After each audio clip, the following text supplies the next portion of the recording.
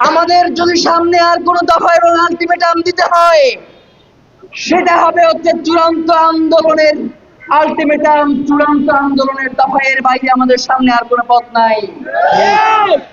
শহীদ উসমান হাদি তিনি বাংলাদেশের স্বাধীনতা সার্বভৌমত্ব রক্ষার জন্য জীবন দিয়েছেন।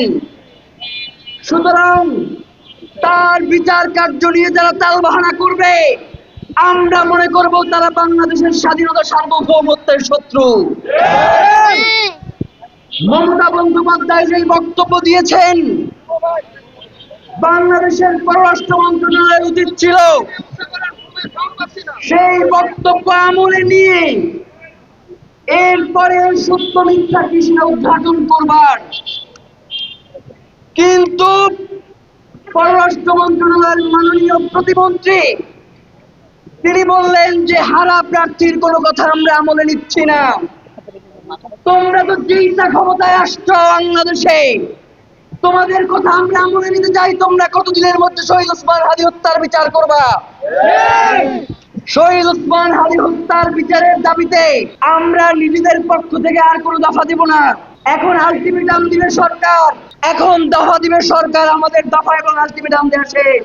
আমাদের যদি সামনে আর কোনো দফা এবং আলটিমেটাম দিতে হয়, সেটা হবে হচ্ছে চূড়ান্ত আন্দোলনের আলটিমেটাম, চূড়ান্ত আন্দোলনের দফা। এর বাইরে আমাদের সামনে আর কোনো পথ নাই। এখন পর্যন্ত এই আসামিকে, এই খুনিকে তারা জামিন করিয়েছে, কেন জামিন করিয়েছে সেই ব্যাপারে কোনো কথা আমরা শুনতে পাই না। এখন পর্যন্ত এই খুনের সাথে আর কারা কারা জড়িত রয়েছে সেই ব্যাপারে সরকারের পক্ষ থেকে কোনো আশ্বাসের বাণী আমরা শুনতে পাই না। আমরা যখন রাস্তায় নামি, আমরা যখন শহীদ উসমান হাদির হত্যা নিয়ে কথা বলি, তখন সরকারের মদতপুষ্ট তার কর্মী বাহকেরা এক ধরনের বাণী নিয়ে আমাদের সামনে উপস্থিত হয়। তারা বলে শহীদ উসমান হাদির সাথে এই খুনিকে কে পরিচয় করিয়ে দিয়েছে। আমি তাদেরকে উদ্দেশ্য করে বলতে চাই, শহীদ উসমান হাদি কোন টেন্ডারবাজি করত? শহীদ উসমান হাদি কোন চাঁদাবাজি করত? শহীদ উসমান হাদি কি চাঁদাবাজের জন্য মানুষ খুন করত?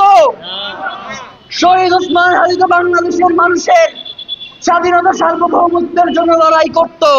এই আওয়ামী সেবাদাস, এই ভারতীয় সেবাদাসদেরকে লালন পালন করে প্রশ্রয় দিয়ে বাংলাদেশের স্বাধীনতা সার্বভৌমত্বকে বিকিয়ে দেওয়ার একটা চেষ্টা করছে।